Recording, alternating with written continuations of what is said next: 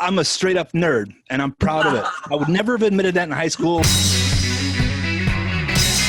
Hey, welcome back, everybody. I'm thrilled to be talking with Duane Tinker, the toothcop again. I'm Mike Russ with ProEdge Dental Water Labs. Duane, you're kind of a nitrous expert. You actually have don't you have a whole book and program for nitrous compliance that you guys? It's part of our OSHA manual. Okay. It's a segment or a component of it? Yeah, it's just a safety plan within the OSHA manual. Okay. So OSHA doesn't actually have a binding standard when it comes to nitrous oxide safety. They have recommendations, and they recommend that you test your equipment and monitor air quality. Again, those are recommendations and, not hard requirements. Nonetheless, you still need to care for and take care of your equipment. And infection control is certainly one aspect of that. So I've got a lot of questions. Yeah, you getting questions for coming out of COVID? What do we need to do with our nitrous?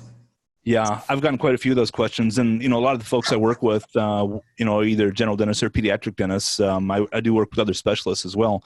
But one of the leading questions that I've gotten regarding nitrous is, what do we need to know as far as infection control? And first and foremost, there's a number of different systems out there. You should always reference the instructions for use that come with the manufacturer's directions regarding care and maintenance of the specific device that you have, because there is some variance, not just from one brand to another, but sometimes even within from one model to another. So make sure that you have IFUs available for all the medical devices that you have in your practice, especially your life safety equipment and nitrous flow meter and things like that. So I just did an interview here recently with Accutron, and I'm about to interview the folks from Porter to get some clarity from them and recommendations from them. And of course, they say follow the IFU, and if you don't have the IFU, contact me or contact them and get the IFU for the products that you have. In a nutshell, though, a lot of the tubing that connects to the nitrous nasal hoods are sterilizable. The smooth bore, not the corrugated tubing, but the smooth bore, the white hoses that connect directly to the nasal hoods. But there's also a couple of different products to administer nitrous, such as the, I can't remember the name of the mask, but the smaller, low-profile, clear plastic masks that might be a better alternative to use for patients with infectious diseases, and at least during this pandemic. It might be worth looking into and contacting the manufacturer of the device that you have to get the specifics. So, sound good? Yeah. Can you clarify? So the smooth bore tubing can be autoclaved. How do we treat the corrugated tubing that's not autoclavable? From what I understand from both companies, that on the end of the patient end of the corrugated tubing, that there's a one-way valve. So the risk of cross-contamination into that corrugated tubing, from what I understand, is a pretty low risk. Again, I'm not the manufacturer and I'm not the expert on this here, but that's the information that I understand. So, but again, double check what everybody tells you, whether it's a manufacturer rep or sales rep or compliance guy, but always reference the IFU for best guidance. That's a typical story in our world, is that the salesman or the marketing department may say one thing, but the instructions for use are what you need to follow. Yeah, well, the concern with that is not that anybody means any harm, but sometimes we make mistakes and give the wrong information. I hate to think that I've done that, but I'm sure I have. And,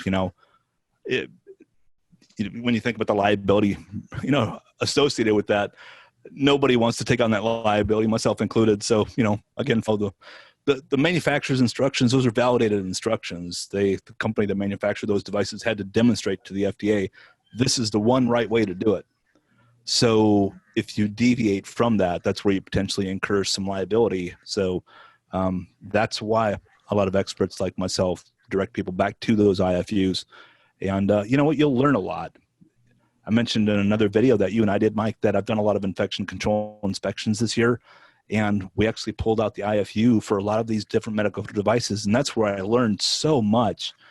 If you think you're smart about infection control, read IFUs for a few days.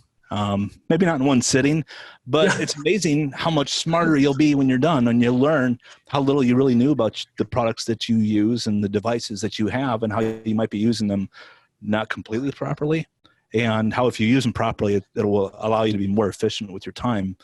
And that's something that we all starve for, is more time. So be time efficient, know your stuff. Great advice.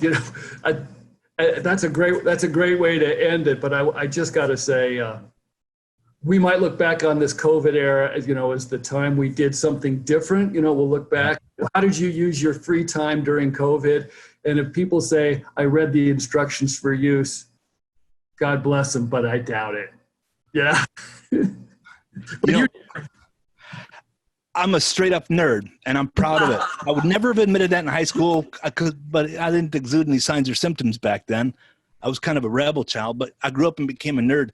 I was sick back in January, Mike, and I was holed up in a hotel for a few days, and I had nothing to do, and I couldn't sleep one night.